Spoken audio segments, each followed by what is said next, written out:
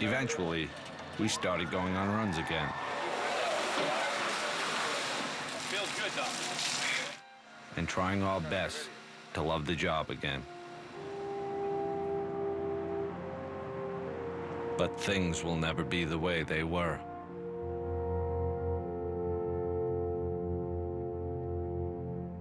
Do you want the new tape? As for Jules and Gideon, it's strange how things work out. In the beginning, they came to me and they said, let's make a documentary about a boy becoming a man during his 9-month probationary period. Turns out Tony became a man in about 9 hours, trying to help out on 9/11. You know how you can tell that? He's not bragging about it. Sent to Phil. We were the only ones on the ticket. Sent to Phil 1075. Do I feel like it's given me more of a sense of self-worth? Yes. Has it made me a man? No. What's a man?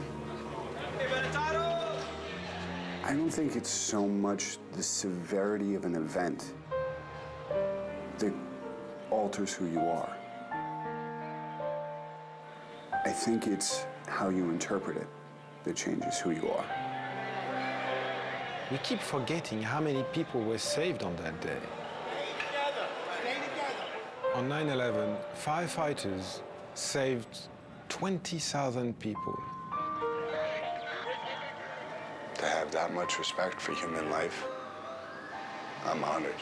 Sometimes I still don't even think I'm worthy. But I am honored to be a fireman.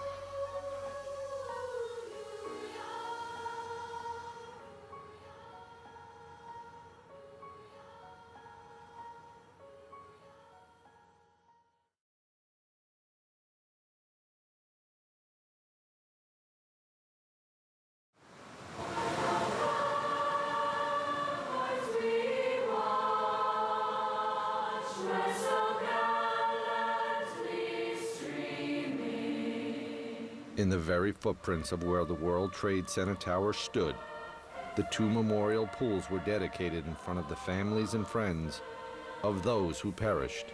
They were our neighbors, our friends, our husbands, wives, brothers, sisters, children, and parents. They were the ones who rushed in to help. And my father, Sebastian Gorky, who I never met because I was in my mom's belly. I love you, Father. Families were able to touch their loved ones, their names, reminding the world who they were and what happened.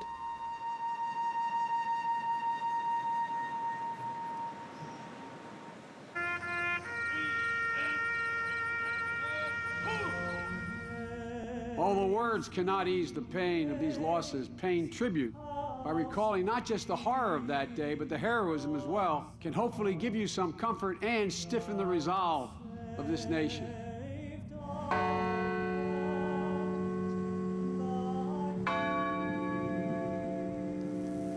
father, Alan Anthony Bevan. Americans do not live in fear. We live in freedom.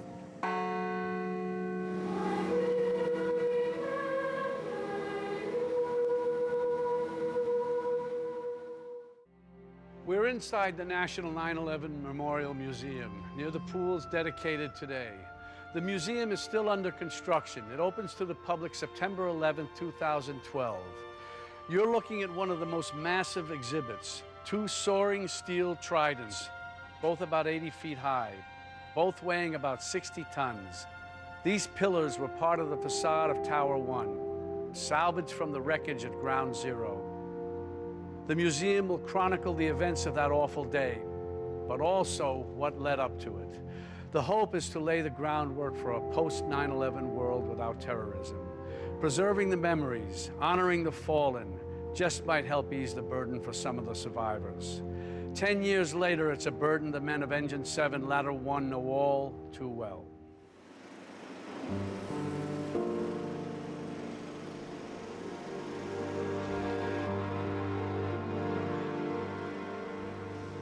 A decade after 9/11, the huge scar in the New York City skyline is finally beginning to heal. It's ever changing down there. New buildings are going up. It's almost like spring. It's sprouting. It's a sign of new life, a sign of time passes and things are being built. This actually helps. I'm happy that work is getting done finally. It took way, way too long to get started. It should be done already.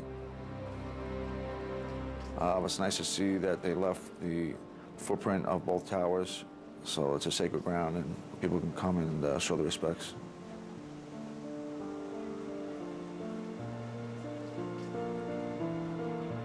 We're going to build a building that's 1,776 feet in height to show the rest of the world. We may be down for a couple days, but we're not out, and we'll never be out.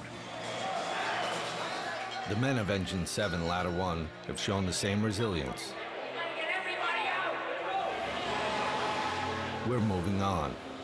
We have productive lives and loving families. I cherish my granddaughter, my children, my wife. But we've learned to live with a hard truth. 9/11 changed us. It will always be with us. There were 2 planes. I saw the second one hit. 9/11 is a part of me. It's made me who and what I am now. It's something that will never go away. Around 8:30, I believe the run came in. Every day, there is a thought in my head from that day. If I left the building 2 minutes later, after they told me to leave, I may not be here right now. You know, to say time heals all wounds, I don't think it is. In this tragedy. 9/11 was just yesterday to me. Something could remind me, and it was yesterday. Yesterday. And tomorrow, it will feel like just yesterday. And the week after, it will feel like just like yesterday. Because the images are burnt into my brain, the tragedies, the senselessness of it, it's just overwhelming for me. Keep your eyes open when you're walking around down there. Ron Schmutzler, a captain on 9/11, is now a battalion chief, in charge of 4 lower Manhattan firehouses, including 7 and 1. It's difficult sometimes working down here, being within the shadow of the Trade Center. I had a lot of friends that I lost down there. I don't think I could ever explain to people what it was like that day. 5 months after the attacks, Captain Dennis Tardio, the man who led his men up into the North Tower, retired after 23 years of service. She's the princess. In retirement, I'm fortunate enough to have a grandchild now, a 2-year-old little girl, Shayna. Why am I lucky enough to see her? Oh, what a big girl. When 3,000 children from this tragedy are parentless. Jamal Braithwaite, transferred to a Bronx firehouse shortly after 9/11. He rarely talks about that day. I didn't do enough because I survived and other people died, so they must have did a great job or something like that. So I always felt that I didn't do enough. You shouldn't have even come in here, man. For guys like Ed Fahey, who left the fire department in 2008, the wounds are still raw. I think about 9/11 every day. I'm not on the fire department no more because of 9/11. Not married no more because of 9/11. Everything. Everything. I look at the clock every day. Either I see 343, the amount of firemen that died. I see 9/11. I could look at a license plate in front of me at a traffic light, and I'll match up numbers that match 343. I kid you not. Do it every day. Change everything in my life. But like I said, on the other hand, I'm still here, so I battle with it. That's my life with 9/11. He's not alone. An estimated 10,000 first responders still suffer from survivor's guilt, post-traumatic stress, and chronic depression. Initially, when the fire department offered counseling, I would talk to them and nothing ever got accomplished. So that's when I started just taking care of myself. I definitely started drinking more. I started holding everything in. I won't tell people what's on my mind.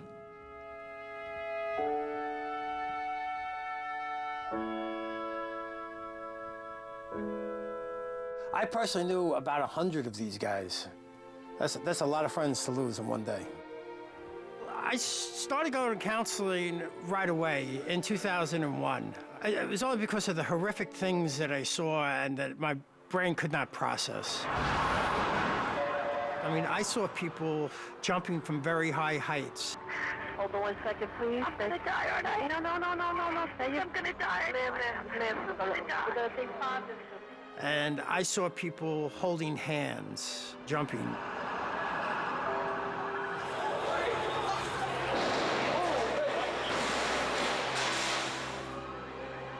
On 9/11, Steve Olson had climbed to the 37th floor of the North Tower when he heard evacuate. He got out of the building with seconds to spare.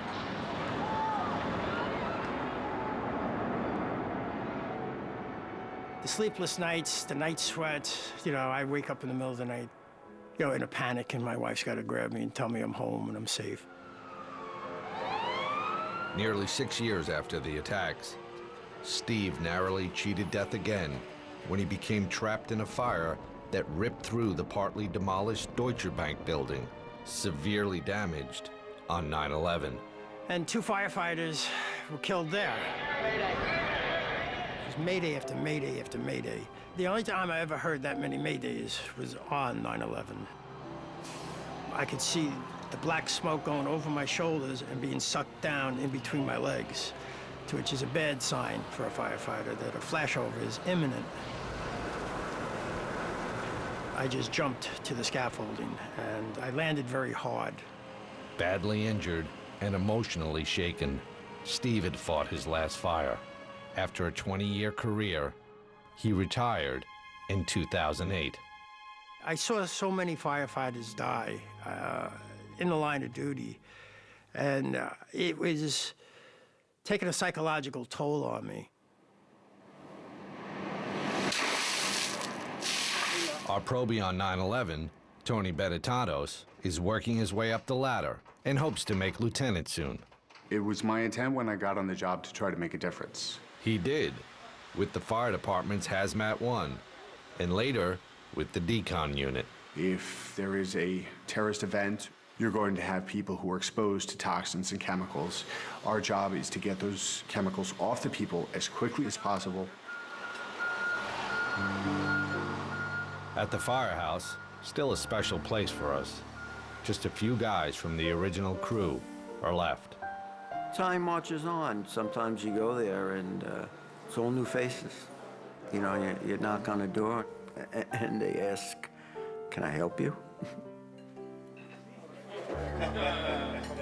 Engine 7 Ladder 1 is sometimes called the Miracle House. Because we didn't lose a single man on 9/11.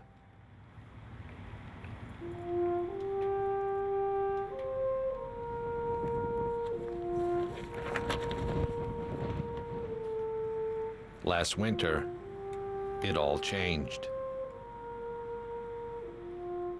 Randy Wiebeck, a lieutenant in Ladder 1, and a husband and father of 3, died in March from multiple myeloma, a deadly blood cancer most people get in their 70s and 80s.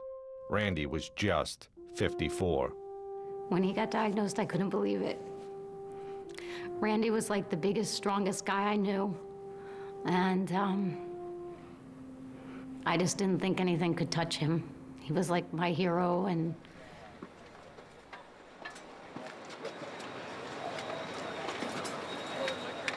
this is Randy, working on the pile. Madeline is convinced her husband of 22 years died as a result of breathing the toxic dust. right from the very beginning, his primary doctor totally believed it was from 9/11 and the toxic fumes and dust and everything that he was in.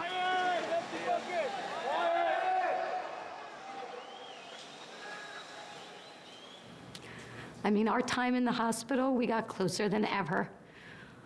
And I would just lay my heart on his heart, which is what I would always do, and just tell him how much I loved him. Knee down, hand salute!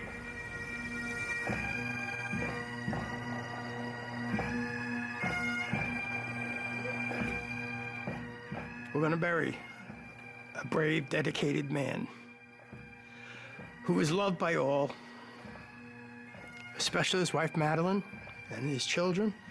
But we'll do that, and we'll do it with honor.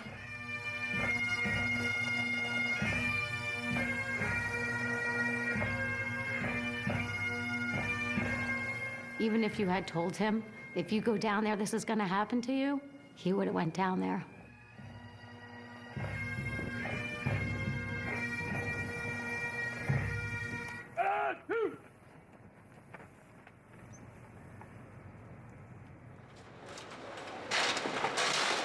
Randy worked on the pile with John O'Neill.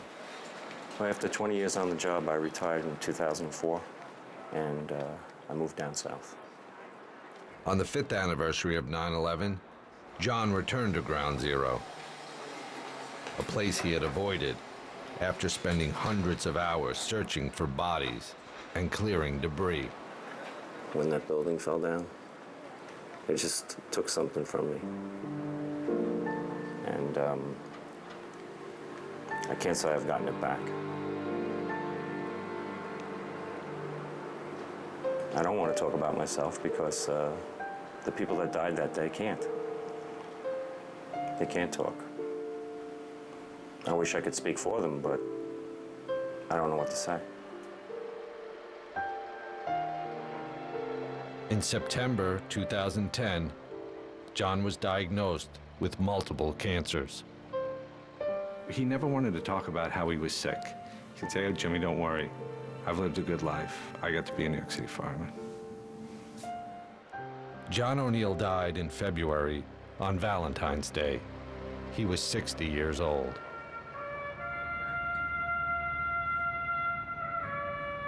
We said our final goodbyes to John aboard the new fireboat 343, named to honor the men lost on 9/11.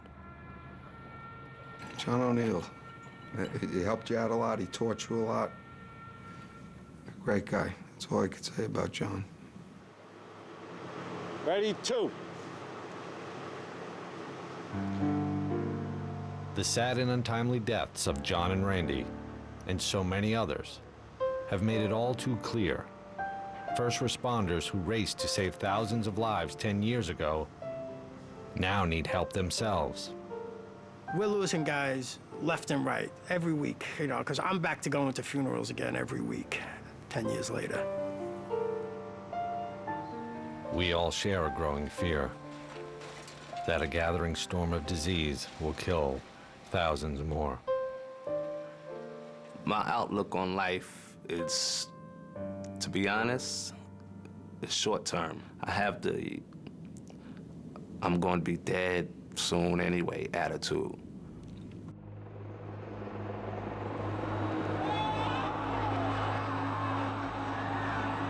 In a heart-stopping 10.5 seconds, the trade towers disintegrated. Lead from 50,000 computers, mercury from 500,000 fluorescent lights, countless shards of glass, carpeting, plastic, asbestos, all of it pulverized into a superfine, toxic dust.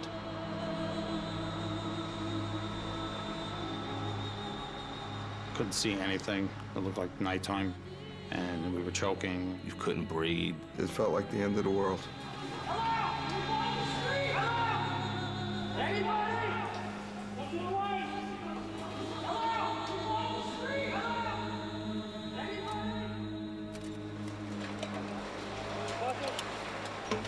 We attacked that 10-story pile of debris, thinking hundreds, maybe thousands of people had been buried alive. You're looking for the people who are trapped under the pile. You're not really thinking about, well, what is this smoke that I'm breathing in going to do to me? There'd be different color smokes coming up, purple and green and blue, and you had no idea what was burning down below. We're dealing with an exposure to hundreds, if not thousands, of different toxins from the Trade Center, all ground up and mushed in together. However it could get on us or in us, it did.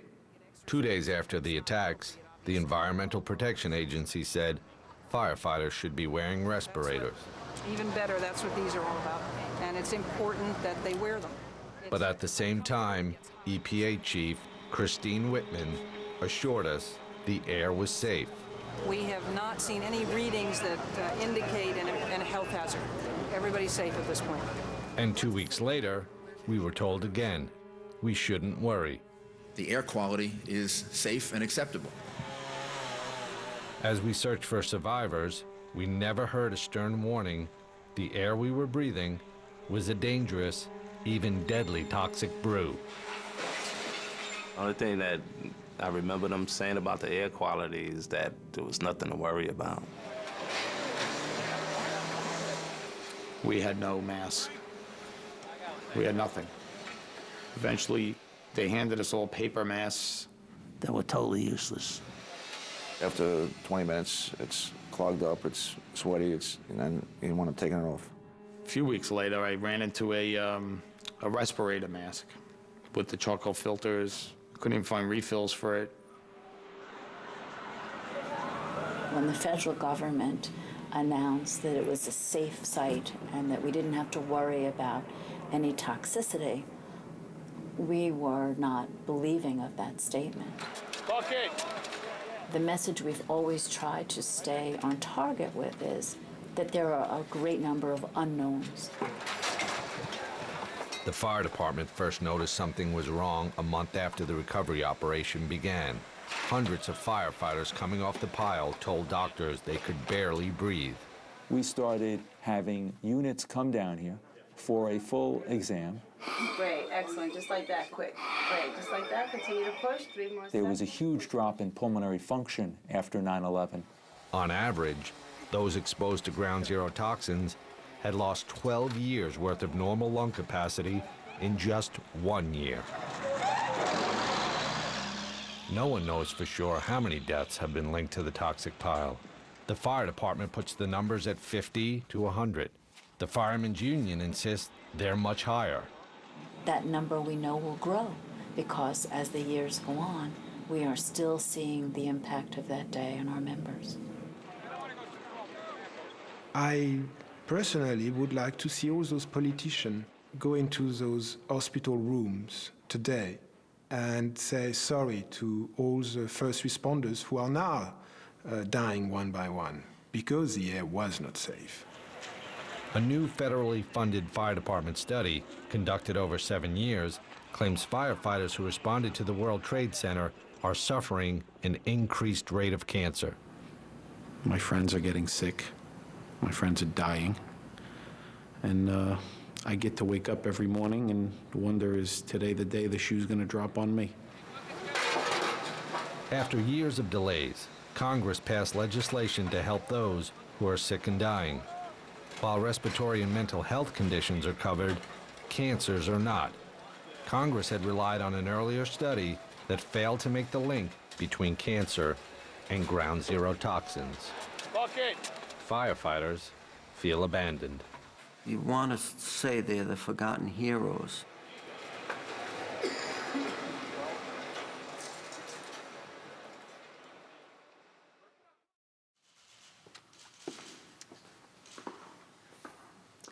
Good evening.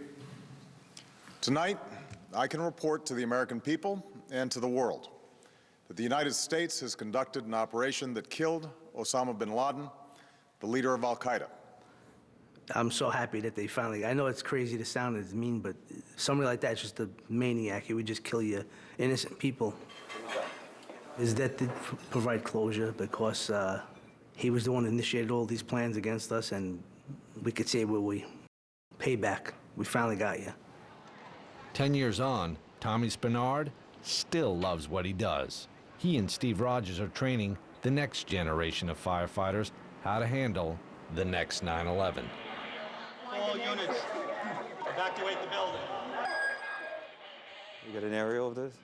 Joseph Pfeiffer, Chief of Counterterrorism and Emergency Preparedness, is making sure our new firefighters are well equipped to handle any emergency. Today we've developed an electronic command pad that's able to track where we deploy units, and we share information amongst fire and police and New York City government, state, and for the federal government. That's a critical lesson that's been learned the hard way from 9/11. At the World Trade Center site, Chief Pfeiffer stands on the very spot where the towers fell, the sacred ground where so many were lost, including his brother Kevin. With all the memories of the people that died here, we hope for the future. A future that involves all of us. So, who's going out tonight? It was very rough for me. You know, I went back to the counseling unit. I'm getting some of it finally to where I could put on the back burner. It makes me feel better. Last year, I started going back to counseling. It helped me out a lot this time, so it eventually worked for me. Can you do eat? We hope we're around long enough to watch our families grow. The things I cherish most now is family. Eventually to get this out of my mind, somehow, come to terms with it, and see my kids have a great, happy life. Well, I am now a married man. My wife's name is Jessica. My daughter's name is Alexandra. I love her more than anything in this life. I have two amazing kids, which are absolutely the joy of my life. And me, I'm an uncle now, and I love it. In 2007, I retired from the New York City Fire Department. I always loved being a fireman. I'll always consider myself a fireman till the day I die. As we move forward, we hope the world will remember what firefighters did that day. What they do every day.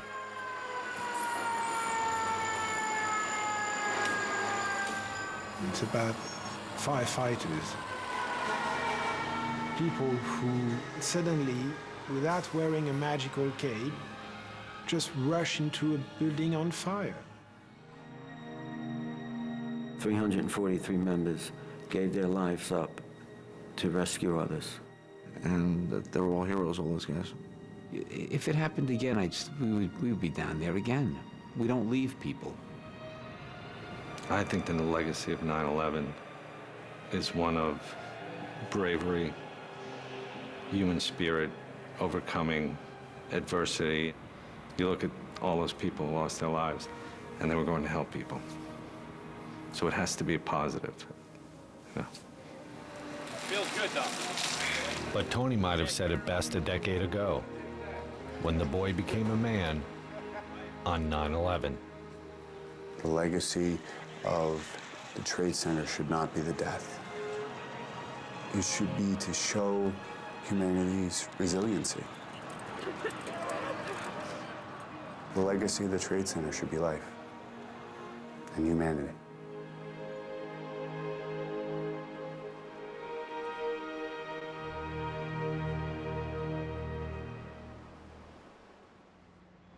What we witnessed here on 9/11, the unwavering humanity of the firefighters and all the first responders, we still see every day.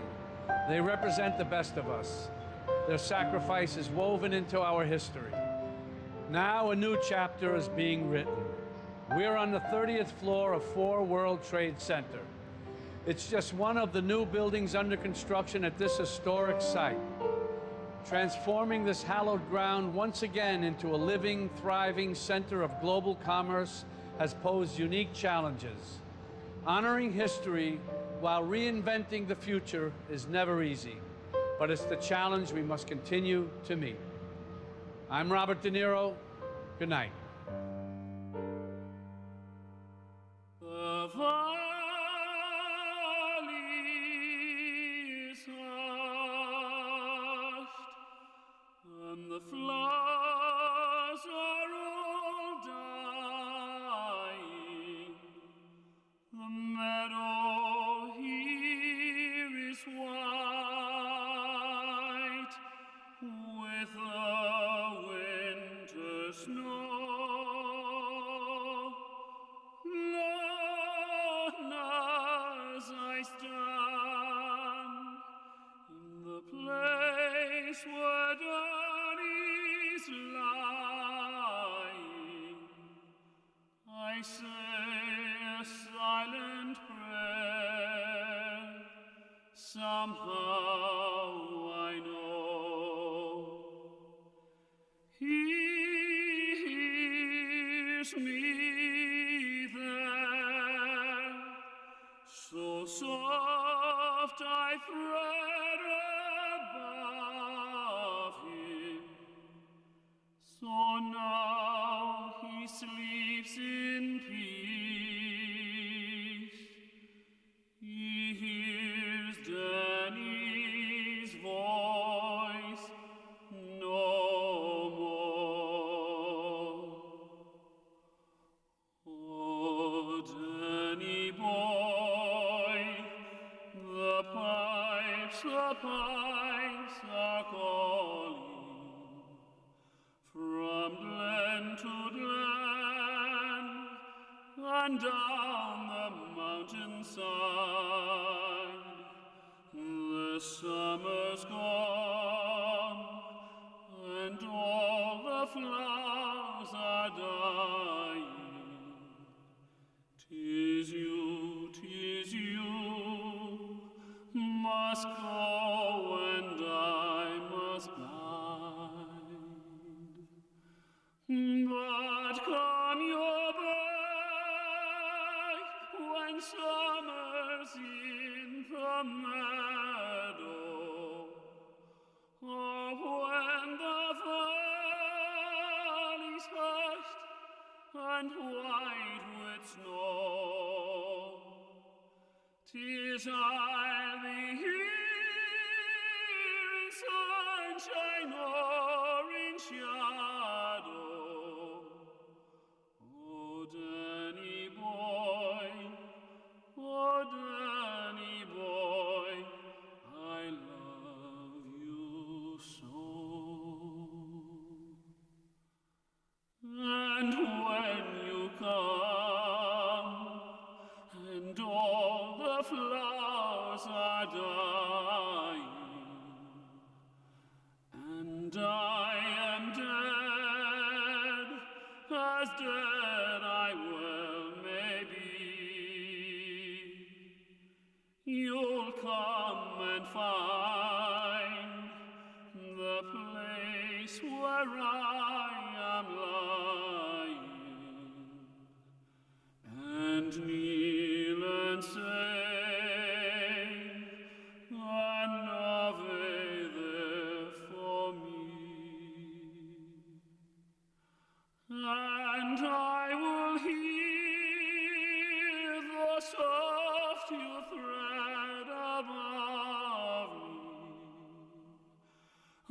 and on my grave will warmer, sweeter be.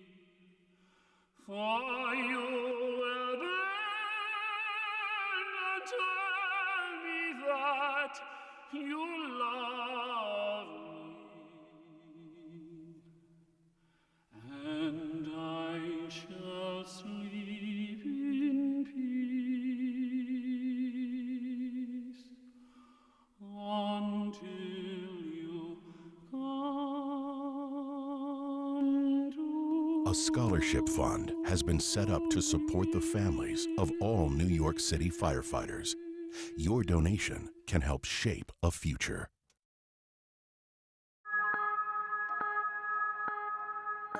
The 9/11 Memorial will honor my partner and the officers who responded that morning. It's for my brother. And my 343 brothers who didn't make it. It's about hope for the future. So we always remember September 11th. For my husband who never came home. And the first responders who saved my life. This shows the world that we can rebuild.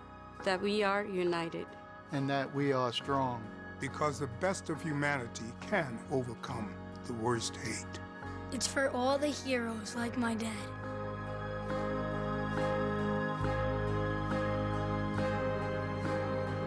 This year, the National September 11th Memorial opens in New York City. Join us to honor, remember, and reunite. To learn more or to reserve your visit, go to 911memorial.org.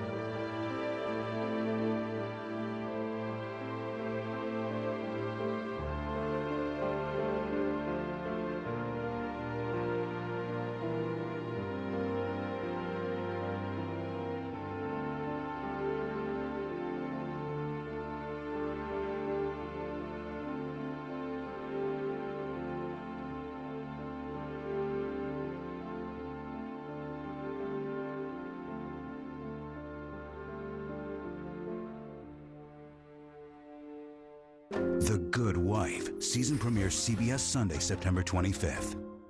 Wait a minute, I want to confirm this before we can report it. Okay, WBBM can now project that Peter Florek is the next state's attorney of Cook County. As we said, Niles Township was up for grabs. It's always best to know the truth, no matter how much it hurts. Do you believe that? Yes. It was a rumor your husband slept with one of his co-workers 2 years ago. There was no one in the department with that name. Leila. But she doesn't exist unless you've heard of her. Have you heard of her, Leila? Let me introduce you to Cook County's new state's attorney, Peter Florek.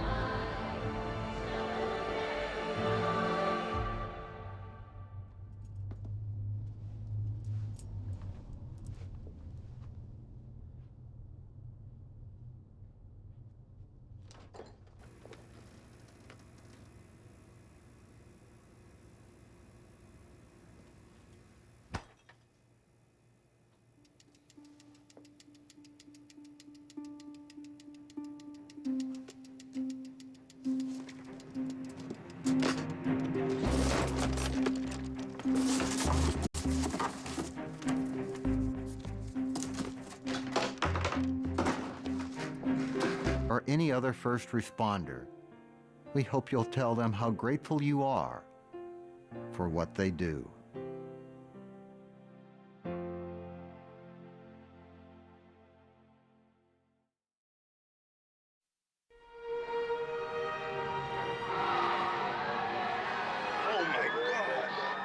Tonight, a new chapter in the most important story of our time.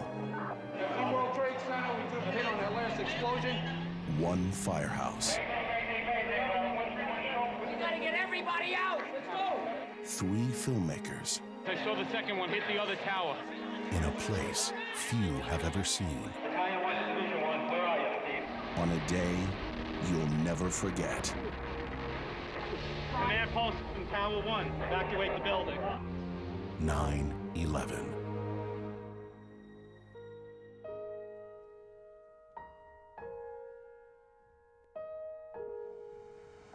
Ten years ago today, September 11th, 2001, our country was rocked to its foundation. Since then, so much has changed for the country, for the world. Here at the World Trade Center, the rebuilding is well underway. The memorial pools honoring the nearly 3,000 victims were dedicated just today. So much has also changed for the heroes who came rushing here to save lives on 9/11. I'm Robert De Niro. When 2 French brothers and a New York City firefighter set out to make a film about a rookie fireman, they never imagined they'd become eyewitnesses to the defining event of our time. They followed the men of Engine 7 Ladder 1 and captured the only footage inside Tower 1 on that terrible day. That footage remains one of the most important historic records of the tragedy and heroism of 9/11. Understandably, some of the language was rough, but we think you should witness the events of that day as they really happened. We've been talking to these firefighters for almost a decade. We're still in 2 wars overseas. Osama bin Laden has been killed. What these men have to say now about the country and their own lives is profound, emotional, complicated. This is the survivor tree. It made it through the attacks, a symbol of hope, like the gleaming One World Trade Center still rising. But while the men of Engine 7 Ladder 1 also find themselves looking up, they may never be able to stop looking back.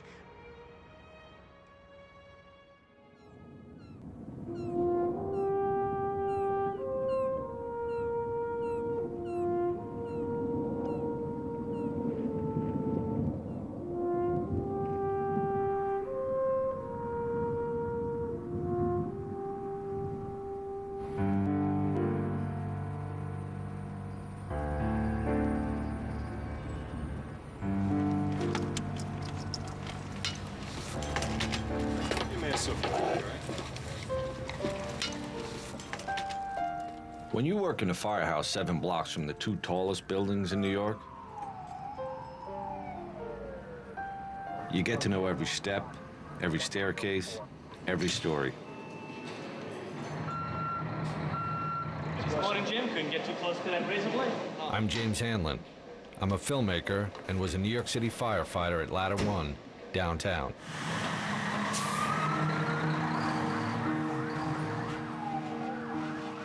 During the summer before 9/11, there were days we'd go to the Trade Center 5 times in a single shift.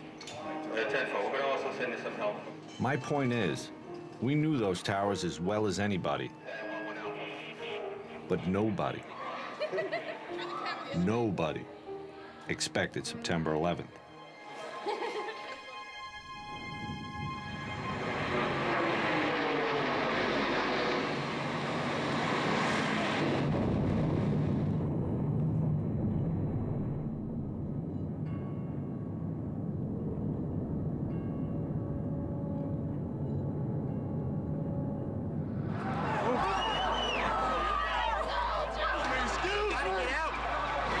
Go to the Trade Center.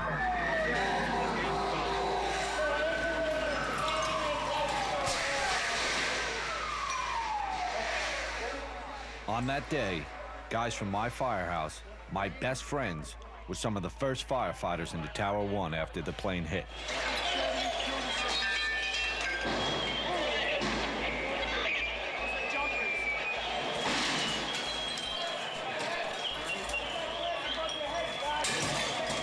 What they did that day, what everyone there did, was remarkable.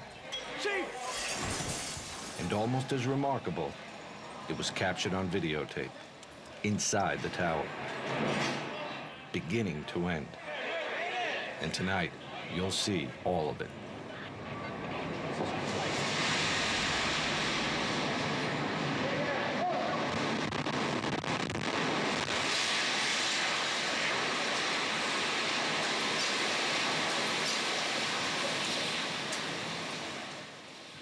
The tape was shot by two brothers, Jules and Gideon Naudet. Holy shit. They're documentary filmmakers and old friends of mine. There is always a witness for history, I guess. That day we were chosen to be the witness. The strange thing is, the tape, the whole story, it kind of happened by accident. I mean, we didn't mean to make a documentary about 9/11. We wanted to make a documentary about a firefighter. That's how the whole thing got started. 9, 10, 1, 2, 3. More to the point, the plan was to follow a rookie. On the job, we call them probies. The idea was to show how a kid, almost, become a man in 9 months. My name's Paul Denver. John Carroll. Antonios Benetatos. Tony for short. I was a police officer. For a while, I was a pizza man, actually, an Irish pizza man in the Bronx. This is my first job. It sounds kind of cheesy, but I always kind of wanted to be a hero, and this is really the only thing you could do that you can do that. Immediately, we're like, okay, this is the kid, let's go. We got Tony assigned to my firehouse, one of the biggest in the city. It's Ladder 1, plus a whole other company, Engine 7. They're guys who fought some of the worst fires you can imagine. What's up with that shirt? What's the matter? Soon, they'd face the unthinkable. Question was, would Tony be ready? I'm terrified. This is what I want to do, but it's scary. You know, I'm still worried about how I'm going to actually react when there's fire flying over my head. Thing is, when you're a probie, what you're supposed to do We got to do the sheets. We change the sheets in the mornings. is pretty much everything. More news and traffic coming up. It's 6:22.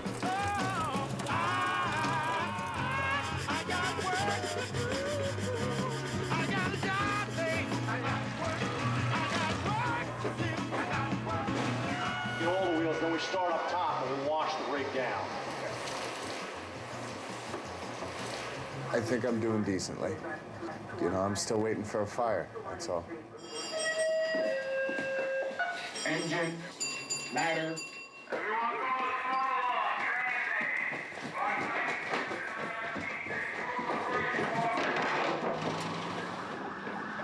Should we grab that big long thing from the back, too?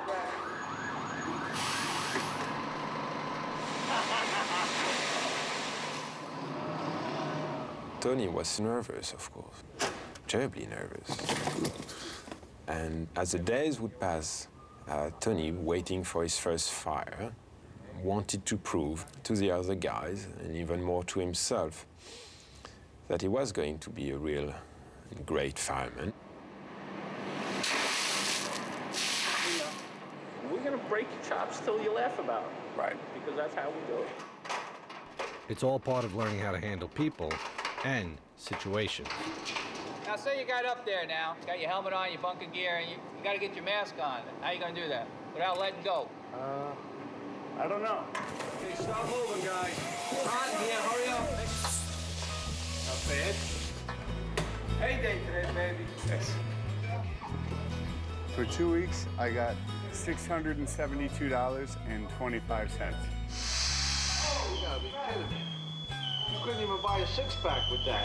Holy crap. If I wanted to get rich, I would have become a lawyer. But I wanted something that I'd be able to live with for the rest of my life. This I can live with. A lot of the guys feel that way. You need to get up in the morning and look yourself in the mirror and say you're doing something with your life. Somebody's in there. Hit the door.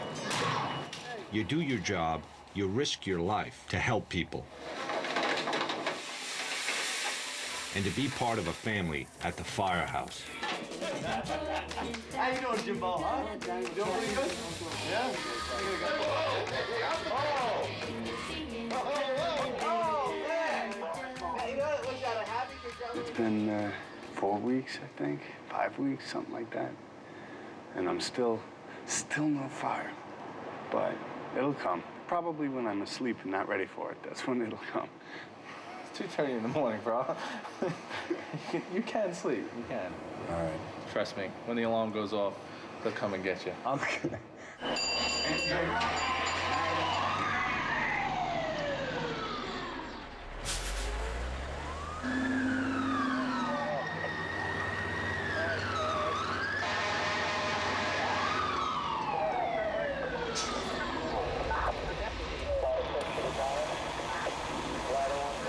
got the spray water. They're all like that. It's gonna be a fun 20 years. Hey, there's fire over here. Here's the fire, see? Start your line, put out the stakes. By the end of August, we knew that we had a great cooking show, and there were no fires. But every time we would talk with some of the senior guys, they always told us, well, be careful what you wish for.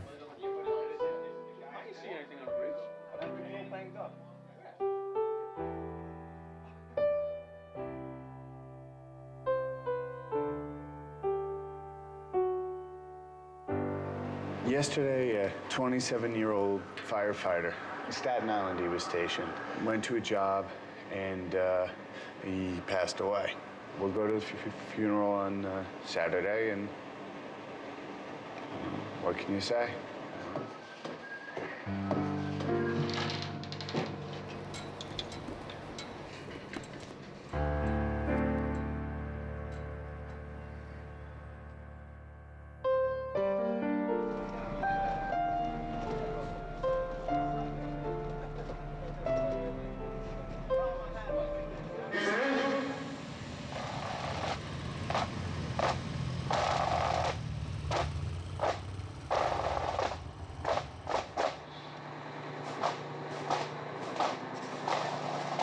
At the time, we didn't think there could be anything worse than losing a single firefighter. I mean, looking back, we were kind of innocent, especially Tony. A bunch of the guys were talking about what different parts usually get them at the funeral. When the coffin went past, that was a little rough. I don't know. I hope it's my last one.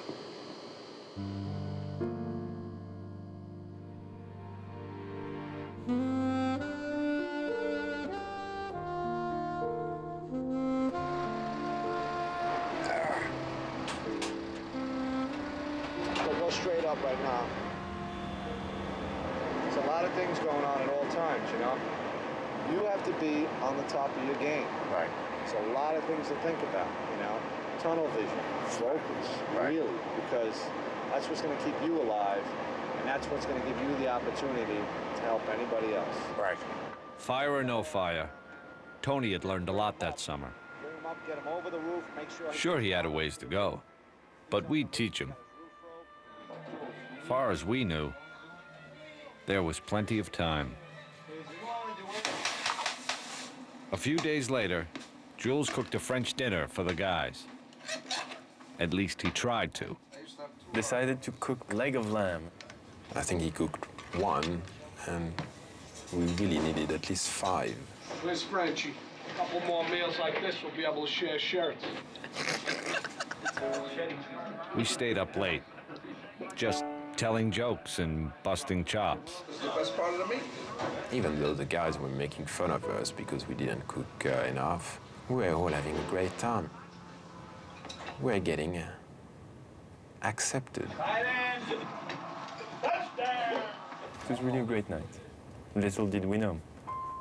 It was the night of September 10th.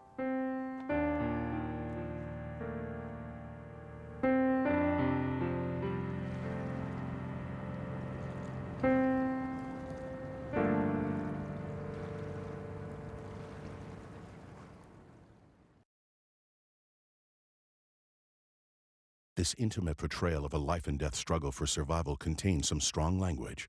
Parental discretion is advised.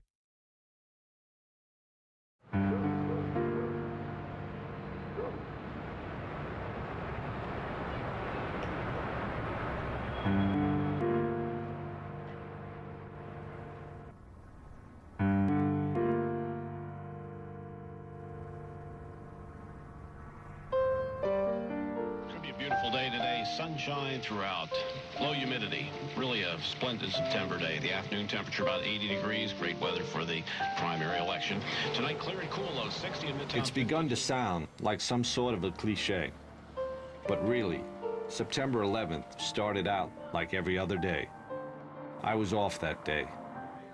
13 guys from my firehouse were on. Around 8:30, Engine, ladder. I believe the run came in.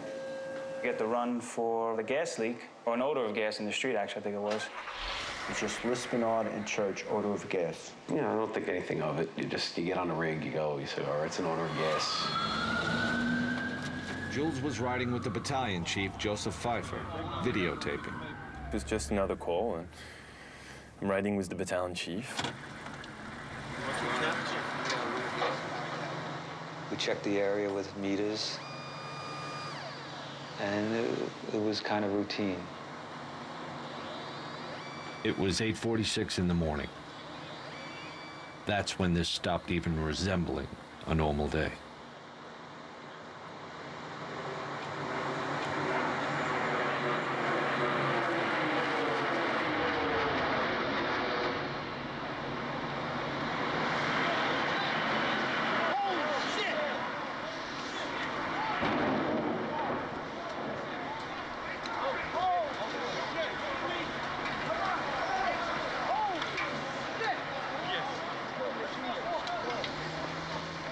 Right then and there, I knew that this was going to be the worst day of my life as a firefighter. Go to the trade center. Immediately, I knew this wasn't an accident. Oh my God. That looked like a direct attack. What? Chief Pfeiffer made the first official report. We have a number of floors on fire. It looked like the plane was aiming towards the building. Transmit a third alarm. We'll have the staging area at Vesey and West Street. Everyone we was passing was looking up. It's like the world just stopped. We are just currently getting a look at the World Trade Center. We have something that has happened here. Flame and an awful lot of smoke from one of the towers. Whatever has occurred has just occurred within minutes, and we are trying to determine exactly what that is. As we swung around in front of World Trade, my mind tells me, wow, this is bad. What do we do? Like, what do we do for this?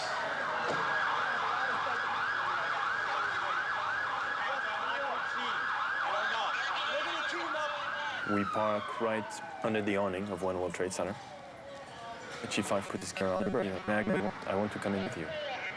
And he says, yep. Yeah, you stay with me. Come in with me, never leave my...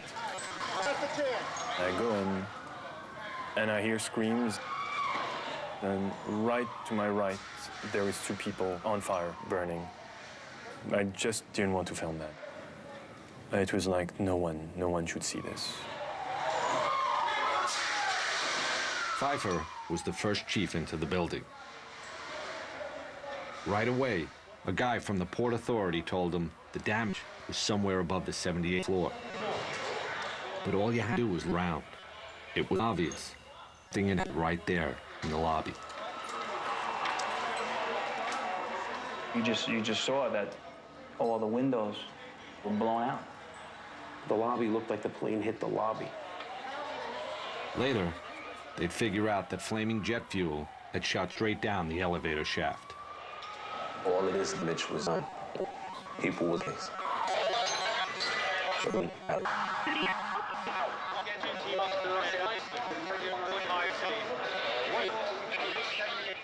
Concern was we had 20 floors of people above. We had to figure out the use wells. With the elevators out, there was only one way to get up there. Walk. Companies come in, see the concern on face, and they're sent up.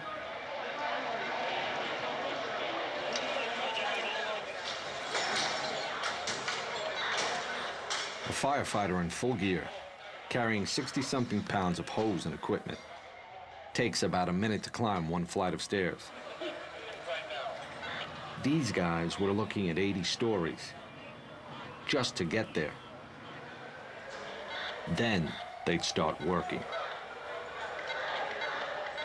I felt the mood that we were going to put the fire out. Everyone seemed to be confident. I know I was. You basically looked at it and said, okay, we got 10, 20 stories of fire. You know, we'll deal with it. We'll get up there. You know, we'll get to it. There are fire crews just screaming into this area from every conceivable direction. By this time, some of the top chiefs in the department had joined Chief Pfeiffer, running the command post, sending guys upstairs. One of the men who went up was Lieutenant Kevin Pfeiffer. He was in charge of Engine 33 and was the chief's brother. I just remember we both looked at each other, said a few words, but it was more the look with a real concern that this was going to be something tough. It's going to be a tough job. It's going to be a long job. They'll put it out. That's what they do. The last time Jules had seen his brother was an hour ago, at the firehouse. Far as Jules knew, Gideon had followed Tony, the probie, into the tower. So for me, my brother is going up the stairs.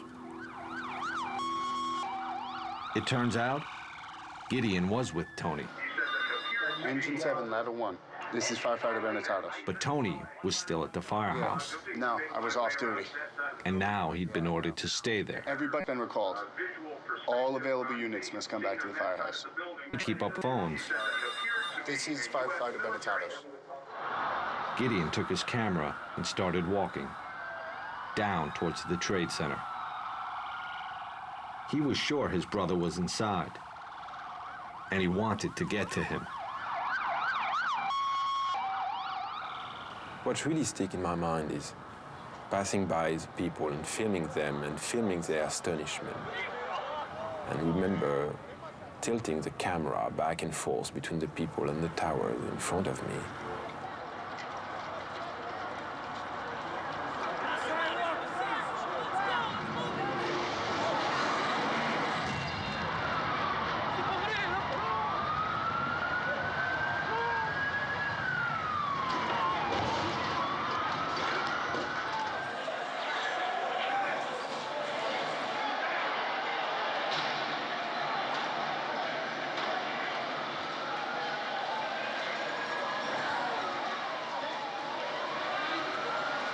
Both towers of the World Trade Center have been hit by aircraft. Both are in flames. There is black smoke coming from both of the towers.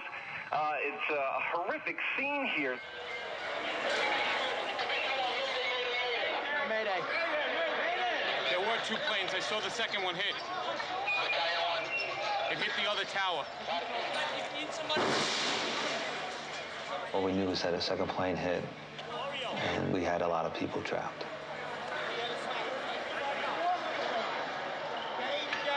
Stay together. Let me know what's going on. We're just going to have to walk out. No way to go. Second plane just went. Now the chiefs would have to set up a whole other operation over in Tower 2. I'm going to send him up. I got no chief up there.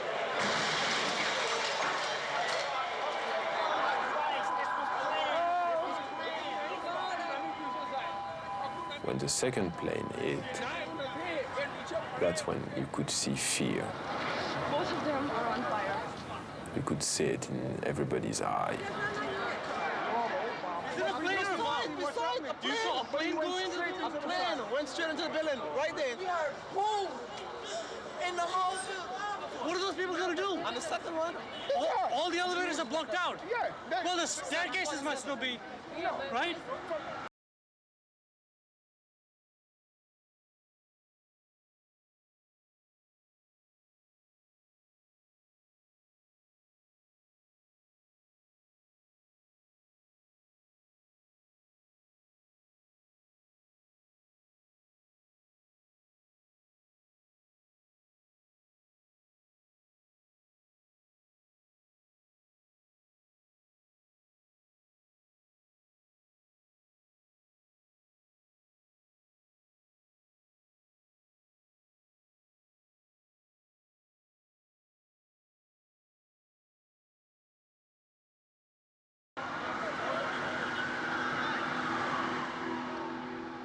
Stairs were crowded. People were coming down burnt. Upstairs in Tower 1, the guys from my firehouse were now 10 floors up and climbing. If we did talk, it was to the people coming down, trying to comfort them, tell them it's all right, get out, stay calm. I wound up finding a woman in the C staircase. Her arms were all burnt. She was just sitting there, basically in shock. So I picked her up under her arms, and I put her in with a group of guys, and I asked the group of guys to, take it down. I knew we had to get up to help people. We had to get up there. People pretty much said, why are y'all going up there? Get out.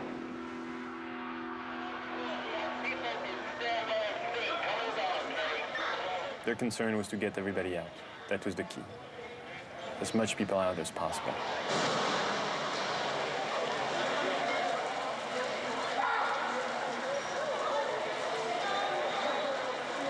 Most of the people in Tower 1 came out on the mezzanine above the lobby. Then they'd get out through another building.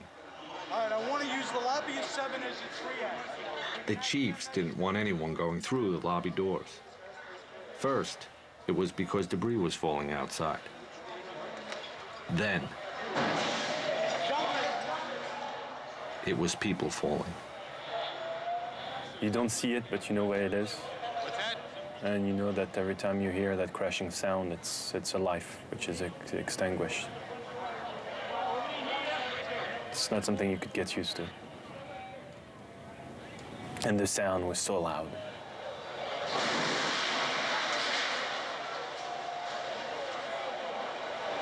I just remember looking up, thinking, how bad is it up there that the better option is to jump?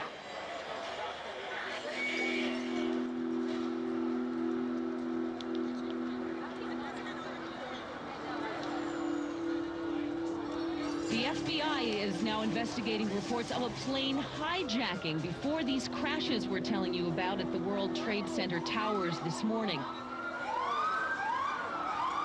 Pieces of the building and the planes actually landed blocks away. Gideon was walking with his camera when he found a chunk of the plane engine that had crashed completely through Tower 2. All right, just get out of the area. Just go. This is evidence. You're kicking stuff. What's the matter with you? That was as close as Gideon would get to the Trade Center, without a firefighter anyway. So I decided that the smartest thing to do was to slowly walk back to the firehouse and find a way to go to Jules. We're just getting word now. One of the two planes was hijacked after takeoff from Boston. This is two airplanes have crashed into the World Trade Center in an apparent terrorist attack on our country. We now have reports of a fire at the Pentagon. A fire at the Pentagon being reported this morning. I was just saying that the officials are calling this an act of terrorism. They're saying that's clearly what it is, clearly not an accident. Arriving back at the firehouse, and Tony is still alone, and he has no clue of what to do. The Pentagon's on fucking fire? War. This is war. And just by listening to him, freaking out and swearing and behaving like I've never seen him behaving, Tony was expressing what we all felt. I can't believe the fucking Pentagon. Somebody has balls. Tony just wanted to go there.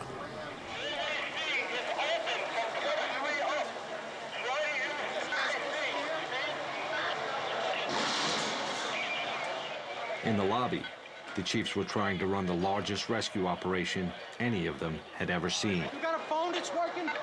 I think the entire world knew more than we did. Everybody had seen the attacks. Everybody had seen the tower burning. New York, un avion s'est encastré dans une des deux Had seen the Pentagon. For us, we didn't have a clue. Port Authority, police, and the military. And I need that done now. On top of everything else, just talking to the guys in the stairwells was tough. Fort David to Battalion 7.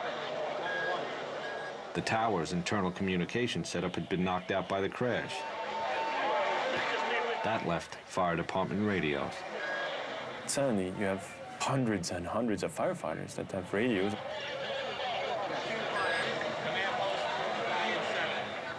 Seems to become more and more difficult. Is there anyone in this car? Is there anyone in this car? You had one guy from the WTC who was trying frantically to reach anyone on the elevators. 69 car. Anyone in this car? Oh, is there anyone in this car?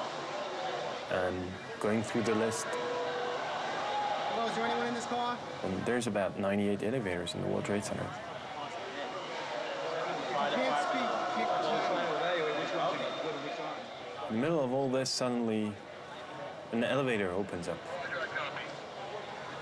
And you see people not having a clue of what's going on because they've been stuck in there since the first plane hit.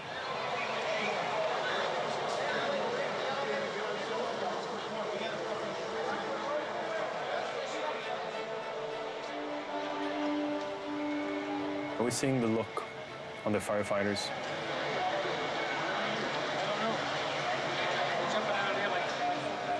It was not fear, it was what's going on. Disbelief. That made me panic a little bit. That made me panic.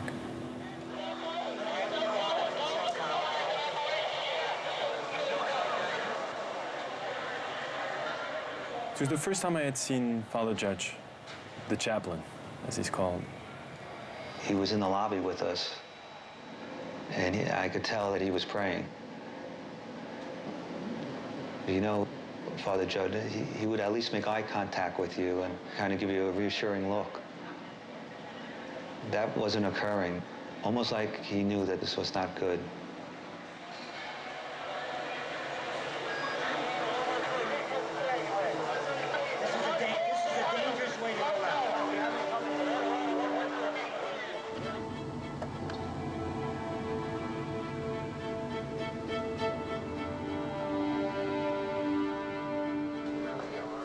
Back at the firehouse, What's up? off-duty guys were starting to show up. You know, we're just waiting right now. What's that? We're just waiting right now. Tony was, he just had one thing in his mind. This is bad. To go there, and he couldn't. Alarms right away. And that's when Chief Burns arrived. I need a cup of coffee. Larry Burns joined the fire department in 1957. He retired in 1998, a battalion chief. I couldn't wait. I had to get down there. Because you know what? They're my firefighters. It's my building. It's my city. Leave your gear all together, get a flashlight, and a bottle of water. Okay. I remember Tony asking me to bring him some gloves, medical gloves. Grab a box of gloves. Go grab a box of gloves. And by the time I found them and rushed back, they were gone. The probie and the retired chief were lost in the crowd, headed down to the Trade Center. I think at that point, the lobby was pretty empty. There was just a few of us in the lobby, and we were discussing tactics. This is Tower 1. This is Tower 1. Put a big 1 here. Some of the outlying companies didn't know what Tower 1 was and Tower 2. So we were just trying to help them out by writing it on the desk to make it obvious to people. It was just before 10 o'clock. A little over an hour since the first plane hit. Firefighters from all over the city were inside those towers. Hundreds of them. I remember I'm filming Chief Pfeiffer, and he's on the radio.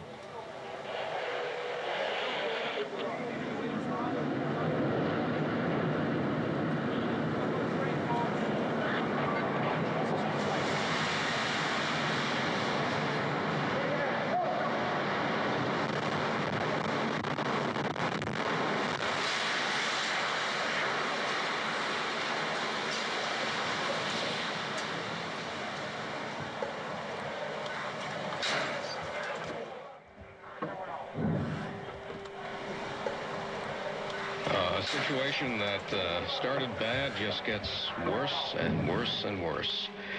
The World Trade Center, South Tower, which was hit by a plane and racked by an explosion approximately an hour ago, has totally collapsed. What happened?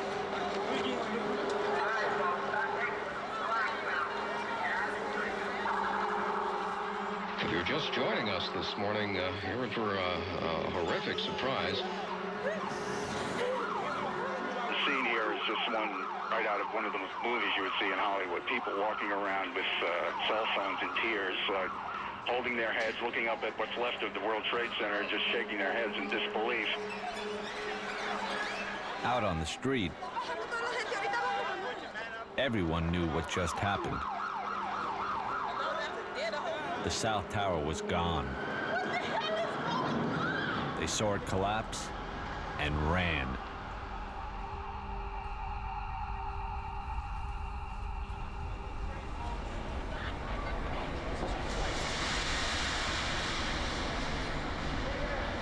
I waited. Time slowed down and everything became pitch black. Everybody all right? Yeah, I'm okay. How's the way out of here? And then realized, okay, I'm not dead. Yeah, right here. So let's turn on my floodlight on top of my camera. All right, come on down this way. Yeah, let's get out the way we came in.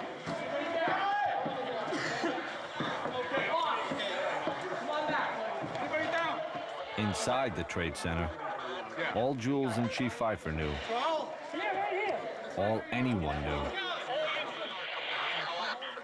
was that something had gone terribly wrong.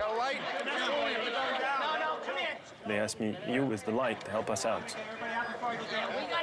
So it was pointing my light wherever they needed.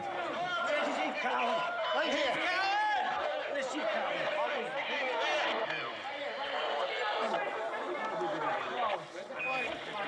I remember seeing Chief Pfeiffer. Command post from Tower 1. To all units. Evacuate the building. Command post to all units. He gave it right away, very calm, didn't wait. And it was, for him, it was a precaution. It was, okay, something wrong is happening. Let's get everybody out. Where's that flashlight? From the tone of his voice, I knew that it was no normal thing. I knew it was time to leave. I remember saying to the guys, well, we're on our own now. And for the first time, I looked in someone else's eyes and saw fear. Which you don't see with the firemen. We orderly evacuated. It was such a long walk, 21, 17, 16, 15, 14, 13. I was going down the stairs. I can remember a fireman resting on the landing and telling them, we've heard a mayday, get out of the building. And, I don't think a lot of them, I know for a fact, did not take it serious. Sarge? Come on. I was not even consciously filming. I was just had my camera by my side and pointing the light wherever they needed.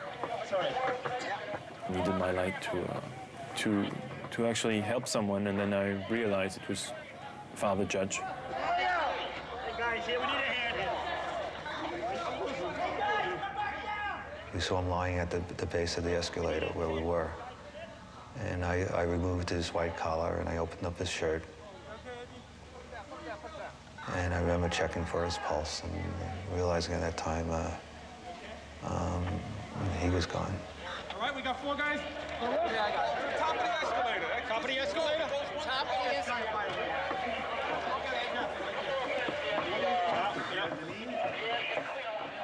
After that, we had to figure out how to get out of where we were.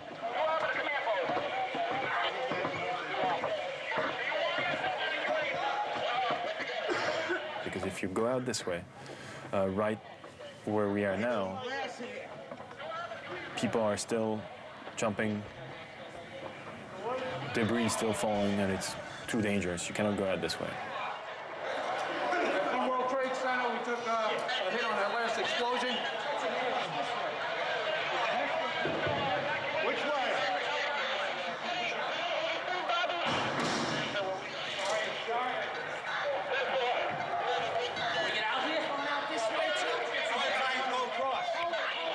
Chief Pfeiffer tells the people carrying Father Judge, okay, stay here. Which way? I told him that I'll be back and wait here, and I'll see if the bridge is still here. Chief Pfeiffer went to check one of the footbridges leading out of the Trade Center. If it was still standing, it'd be their best way out.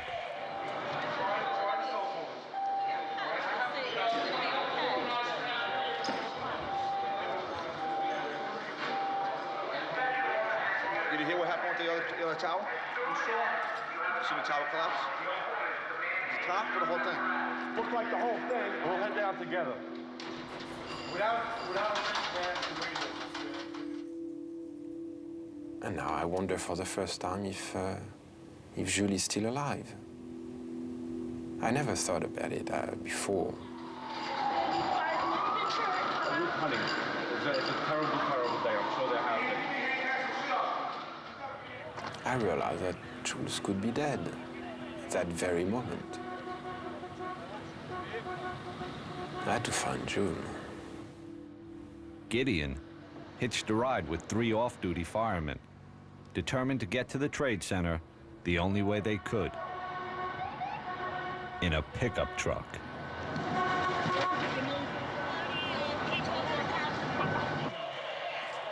You shouldn't have even come in here, man.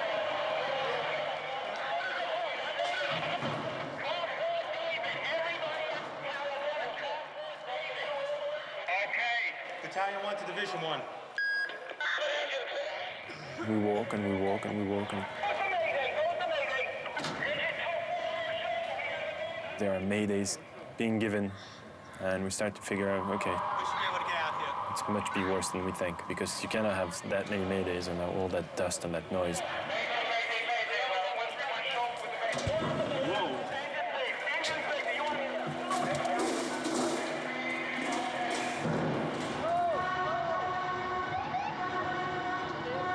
That's when I felt the danger for the first time.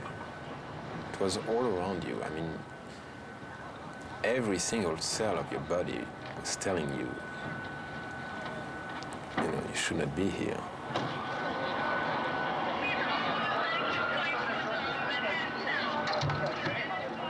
The scenery was radically different. I mean, it was this white powder everywhere. Take yourself as mask. Get masked, we get an extra cylinder, and I want to go in. Just a few people here and there. And this kind of silence.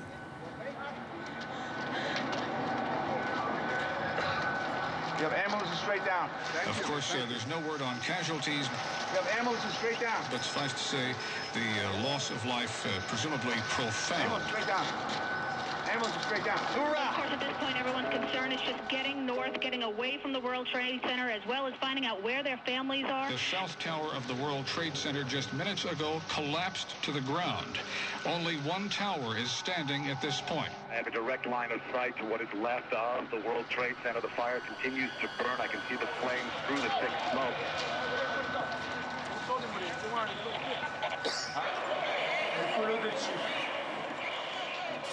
By this time, Chief Pfeiffer had found a safe exit and tried to radio the men in the lobby. No answer.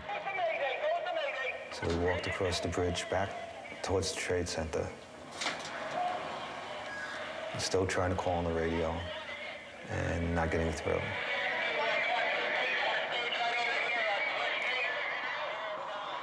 The guys that we had left there, they're not there anymore. They had already gone out another way, carrying the body of Father Michael Judge down the street to St. Peter's Church. They laid his body on the altar. Father Mike's death certificate is number 00001, the first official casualty of the attacks.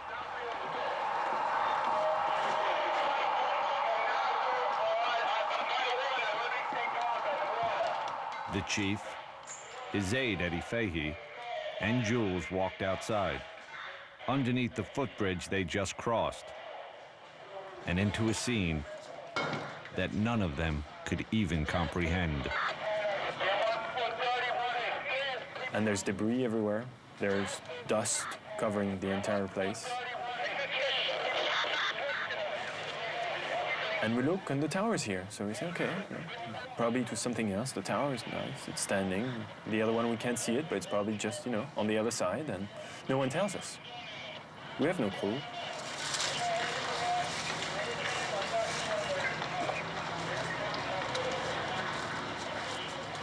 So we walk north. Just trying to figure out what took place here, and then try to gain some control. And then was it just a sense that this wasn't a good place to stay.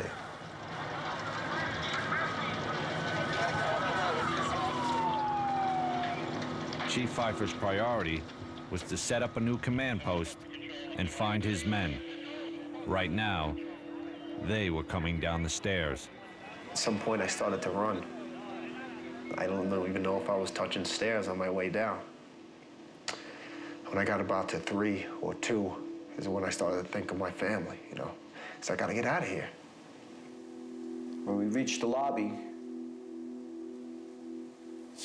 I joked about it. I said the command post was abandoned. The board was set up and nobody was there. I said, oh, this is not a good sign.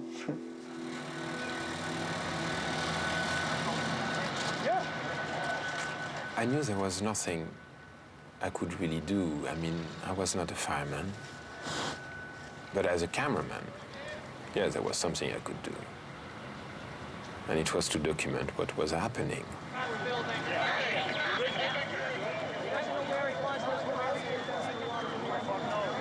Strange enough, the only thing that was my preoccupation was to clean my lens.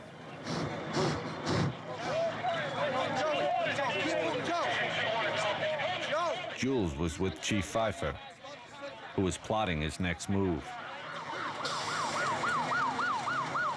The firefighters from my house had reached the lobby and scattered. Kind of walking at this point. We knew we were out of the building, felt we were safe. Unfortunately, there were people jumping out of windows. You could see them hitting the ground all around you, debris hitting the ground. Get yourself accounted for with Chief Goring down at staging. Let's move. Come on, officers. Basically, everybody was standing right in the shadow of Tower 1. It was 10:28 in the morning. And this huge roar.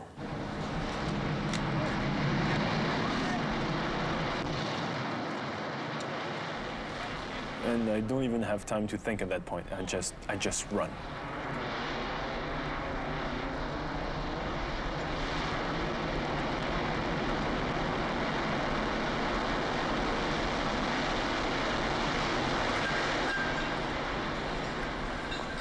Then I feel someone jumping on top of me, and then the dust.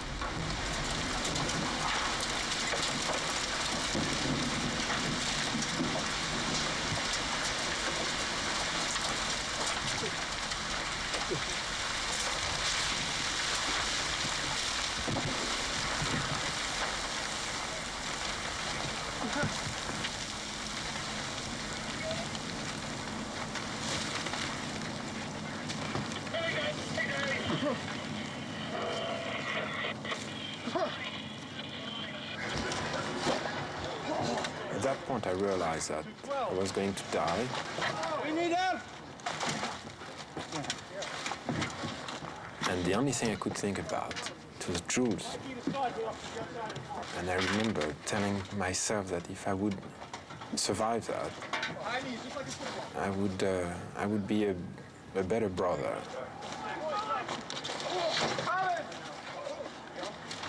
Let's go before the car blow up!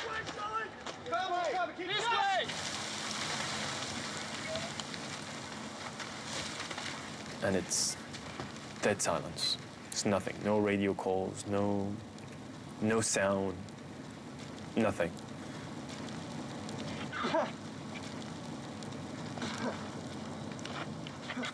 And I feel the person who was on top of me get up. Get out of here. With me? Yeah. And I recognized it's Chief Pfeiffer's voice. And I just realized it's just, you know, it jumped on top of me to protect me from all this.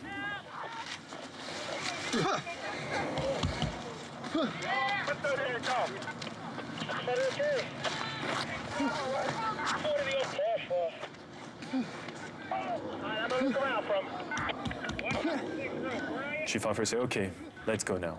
And we get up. The dust starts to clear because the wind was blowing in the opposite direction.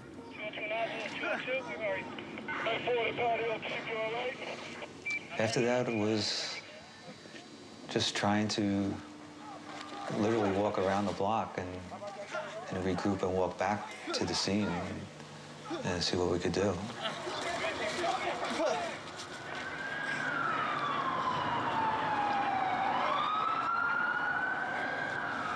Holy shit. It was the most surreal scene I have ever seen. I cannot describe what took place.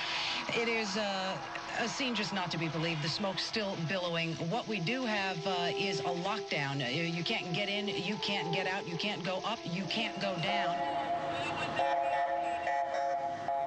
I see that I'm still in the middle of the street, and I see there is a little deli. It seems to be open in the corner. Yeah, we're getting O2 now. Oh, okay.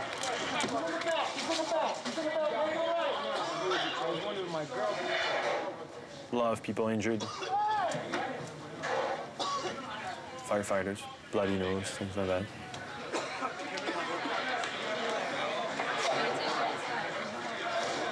And then it hits me that, now where is my brother?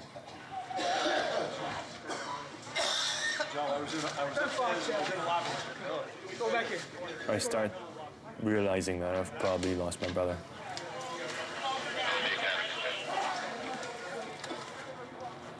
So I try to go back to the World Trade Center. I need to go find my brother. Where are the guys? I have no idea. I was with Chief Pfeiffer. And I'm in the middle of the street walking, and a cop approached me and says, you know, who are you with? I'm with the chief of with Battalion 1. Oh, you're Battalion 1? You got ID? Yeah, I have my letter of from the commissioner. Take your letter and your camera and get out of here. All right? Go. So I go back up, walk north, not really knowing where I'm going. No, they're making a documentary on the fire department. Come on, this ain't fucking Disneyland. Let's go. And after a while, I said, you know, there's nothing I can do here.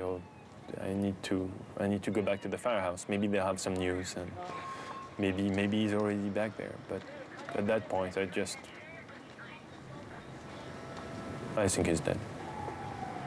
And it becomes too overwhelming.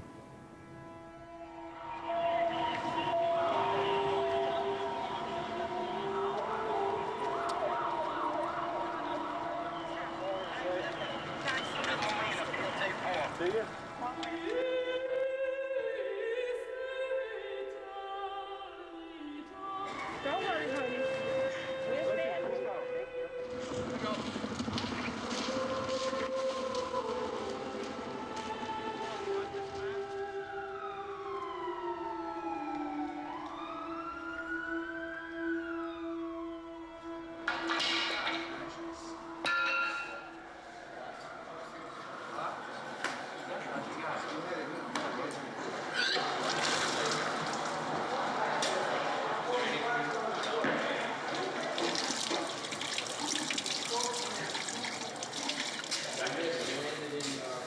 It's not easy being a survivor. Little to little, the guys started to come back, one by one. I can't explain why I'm here and there's so many dead. Very emotional. A lot of guys are crying. So many thoughts and emotions. The way we lucked out, we were in one. Two fell first, and then they told us to get out. Two fell first? Two fell first. I can't figure this out. One didn't fall first. That's why they were getting this out. We got to call our loved ones, tell them we were okay. He was fucking sick. But we just got out. We just got out. I got 2 blocks, and I'm like, I'm still not far enough. I got the numbers to stay. You know, you just needed to be with All right. with the guys, you know. I couldn't get back in. Let me up. I was never so glad to see firemen in my life. It was a great thing to know that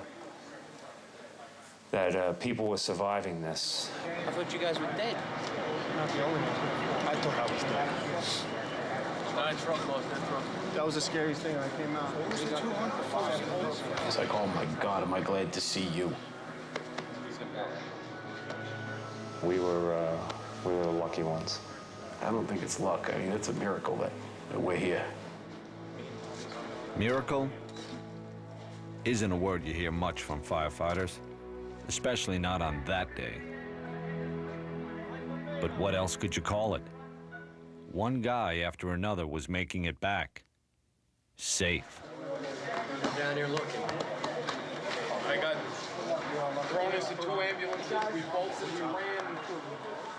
I can't believe we all made it out. How did we make it out of that building? 30 seconds, another 2 flights higher. One guy from the firehouse came to me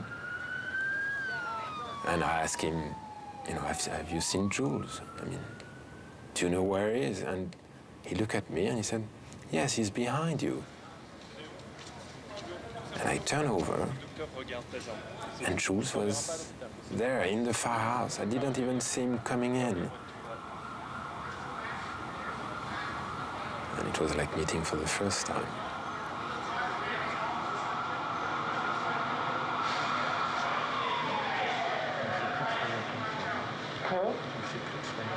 Écoutez-moi, moi j'étais en vie, je savais pas si tu étais dans le camion, et je les voyais pas.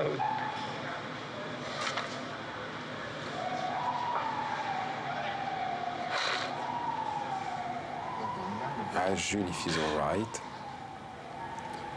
He tells me yes. He tells me that he was all that time in the lobby. I tell him, I know now what it's like to think you're going to die. And then I tell him, I got the first plane and I filmed, and do you have enough tape? Unbelievable. Unbelievable. Good to see you. All right, you okay? Yeah. Yeah, close? Under. Yeah, okay, good. All right, good, all right. And it definitely was a miracle, you know? Oh, fuck, man. We're worried about you. You know what happened to you guys. Oh, God. Everybody's all right. Everybody's accounted for. Right here. You got everybody? Everybody's accounted for? Everybody come back one by one at the firehouse, except one. Did you see Tony over there by his house? Tony. Yeah, that's what I heard. Here we were, all accounted for, except for Tony. Everybody was wondering about Tony.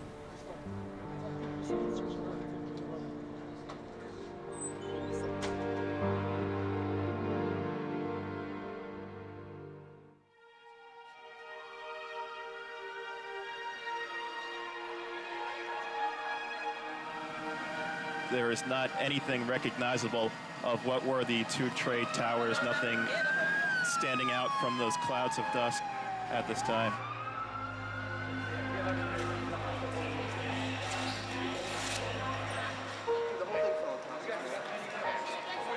You guys were in the building? Yeah.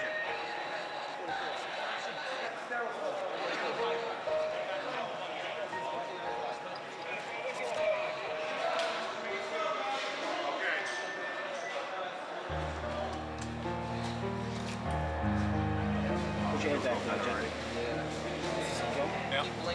Oh, that day changed everything. I think I got fibers in there.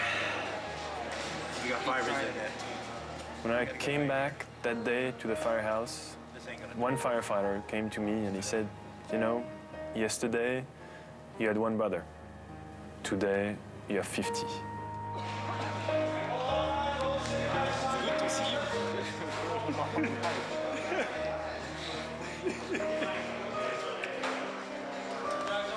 It's hard to even describe the emotions in the firehouse that day. And it was just like, you're on the ground rumble, and it was just fucking fucking debris was just chasing you. We were running, hauling ass. I mean, fucking. On one hand, you're celebrating. Very frightful day, man. Very happy to be here. Somehow the guys from our house, they got out. Come in the engine. We lost so much in that 2-hour period. How you doing, all right? And we felt like we got the hell kicked out of us. Shot, I don't know what to do, man. Go back down there or what? Fucking get shot.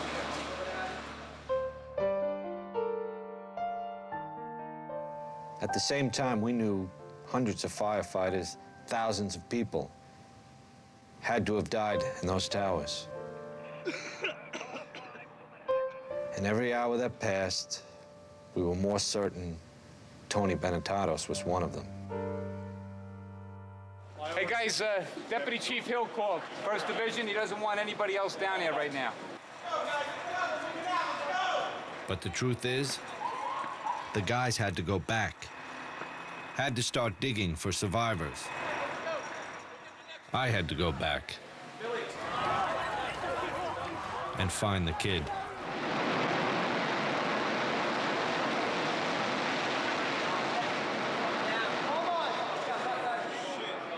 It's gone, man. 17 down?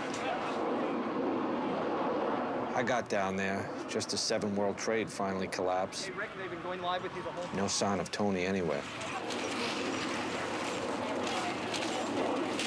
It had to be almost 6 o'clock, 9 hours after everything started, that Tony just walked in. I walked in like a daze, and they were all like, hey, it's Benetatos, you're all right. What's wrong with your hand? Anything? No. No? You okay? Yeah, I'm all right. Oh, what happened on your end? I was in the building. Were you? Is everyone from the house? Everyone? Everybody accounted for. And I just asked, did everyone get back? And they were like, yeah. That felt pretty good. I left here right after the first collapse. Turns out, Tony had been with Larry Burns the whole time, the probie and the retired chief. They were right there when Tower 1 came down. I checked all the rigs. There were rigs crushed, paramedic trucks covered with rubble, flipped, fires burning everywhere, huge fires. That whole day, I just searched through rubble, lifting things up, checking underneath. It was hard for him. Just very hard for him. He's only been a firefighter for, a couple of months. But he proved himself that day to all the guys, yeah.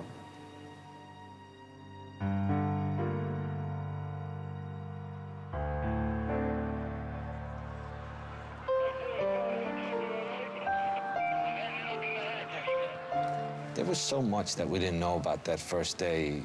Who had attacked us, how, why. All we knew is that nothing would ever be the same. Just a short while ago, Mayor Giuliani held a news conference saying it's important not to lash out in anger because of the attacks on the World Trade Center. You all right, brother? Yeah, I'm all right. One of the things that sticks with me more than everything I saw is I sat down next to Ted. He looked real bad. I said, Tony, man, it was raining bodies. The roof of the Marriott, we were on the roof of the Marriott. There was parts all over the fucking place. Legs, feet. It was nasty. The man had been through hell. Good evening. Today, our fellow citizens, our way of life, our very freedom came under attack in a series of deliberate and deadly terrorist acts. It's a very depressed, dismal, miserable mood. Secretaries, businessmen and women, military... Hundreds of your firemen, thousands of civilians are gone. As quickly as you blow out a match, they're gone. Flip a switch, they're gone. That's it. This building's came down. Gone.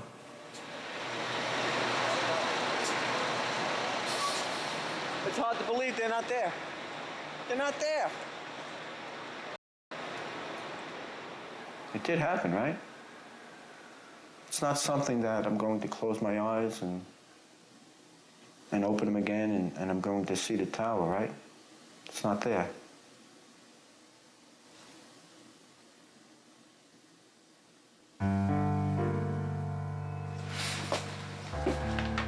Around midnight, we sent Tony up to lower the flag to half-mast again.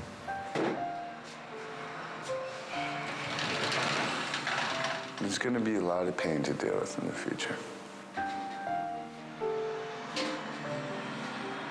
A lot of guys, we all lost friends and family. I don't want to ever have to put that thing at half-mast again for the rest of my career. That's it.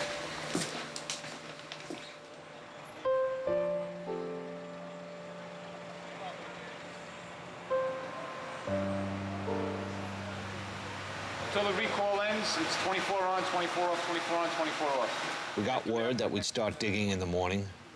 Some of the guys with wives and kids went home, just for a few hours. They knew it might be days before they'd see their families again.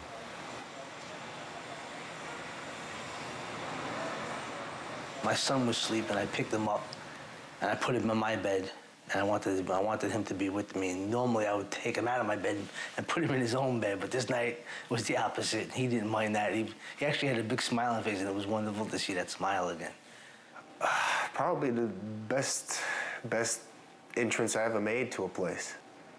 And the kids came out, and we just kind of all cried in one big hug. And it was, we just cried.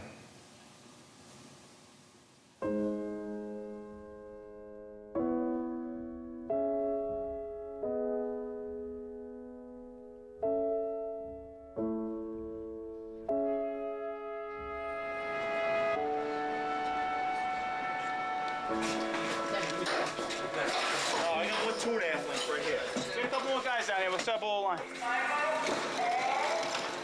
Hey, just want to climb up there. Keep the 3.5 in the middle so we can... Came back to the firehouse the next day.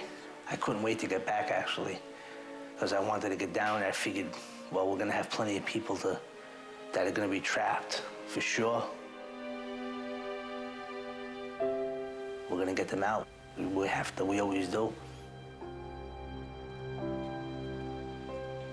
We're all alive. That's more than we could have possibly hoped for. So our job now is to go and do whatever needs to be done, and do it as much and as hard as we can for as long as they'll let us.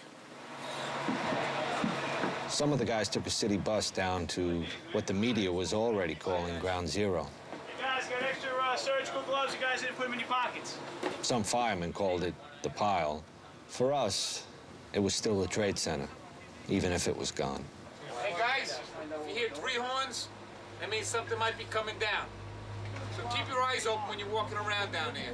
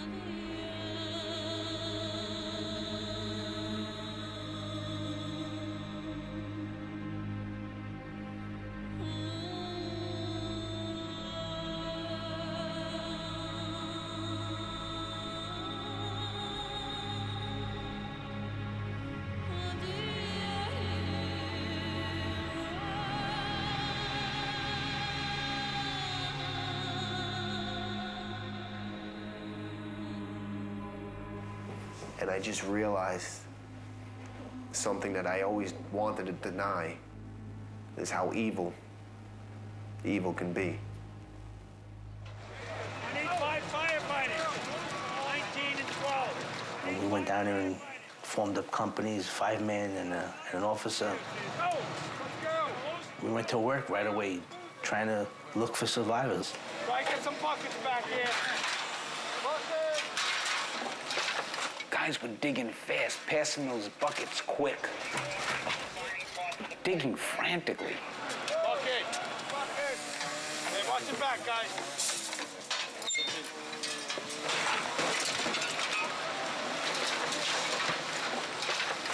We'd be digging, and all of a sudden, everybody would say, quiet.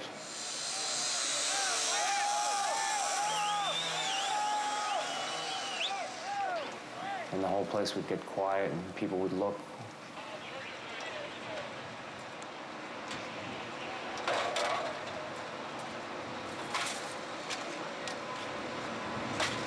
Hello? And then slowly they would go back to work and start again. And that's how things went down there.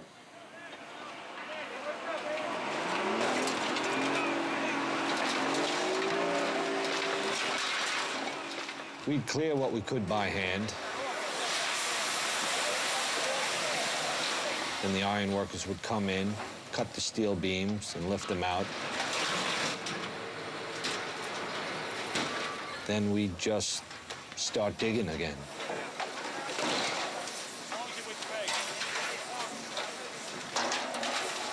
You have 2 110-story office buildings. You don't find a desk. You don't find a chair. You don't find a telephone, a computer. The biggest piece of a telephone I found was half of the keypad, and it was about this big. The building collapsed to dust. How are we supposed to find anybody in this, that there's nothing left of the building? Bucket!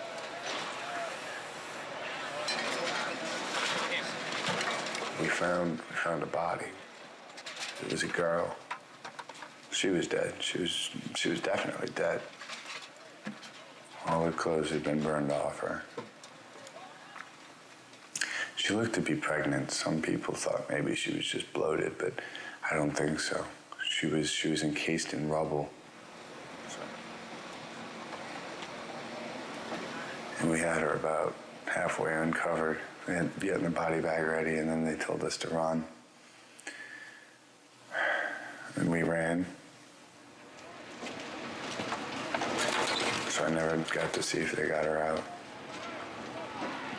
But would have felt good saying, all right, at least I got one person out.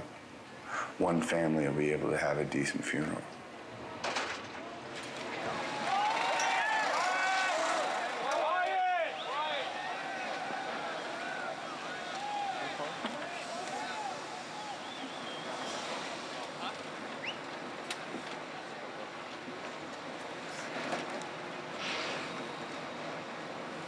Our first shift was 24 hours. And in all that time, there was one person pulled out alive. One. It was beyond discouraging. It was even hard to understand.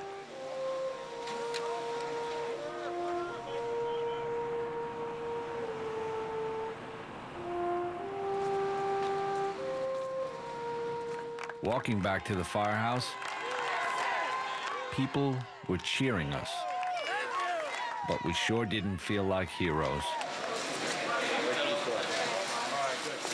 Every day, total strangers were showing up with supplies. Somebody said that if you could still use towels, so that's the end of the towels. Thank you very much. I know it's early in the operation here, but I just wanted to thank everyone for all the hard work that they've been doing.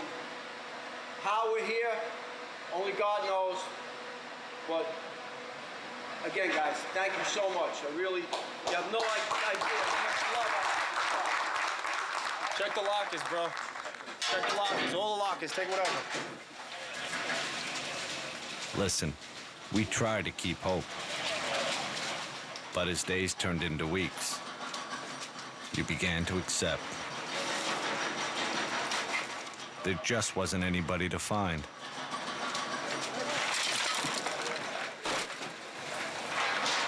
Hey, Chief. Yes, sir. We got another body over here. Day after day, it pushed guys to their limit, maybe past it.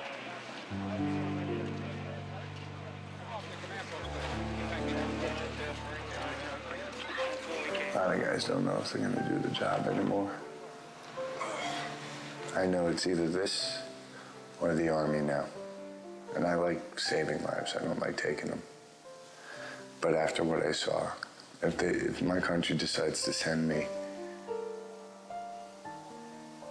to go kill, I'll do it now. Every night, the fire department would put out a list of firefighters confirmed dead. And every night, that list got longer. It is with regret that the department announces the deaths of the following members. Battalion Chief John P. Williamson. Firefighter William Henry. Firefighter Eric T. Allen. Firefighter Manuel Modica. Firefighter Warren. We lost so many people that everybody has lost dear friends, and not just one or two, but dozens.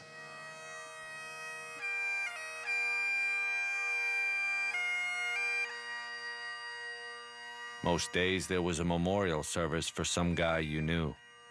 Some days 2 or 3, some days 4.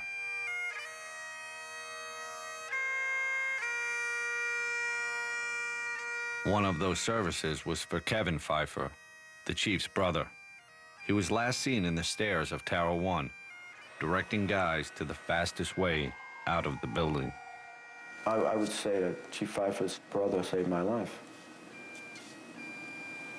Saved a lot of lives. And I remember walking down West Street and just remembering saying, how much my brother and I used to love being downtown and doing this job. And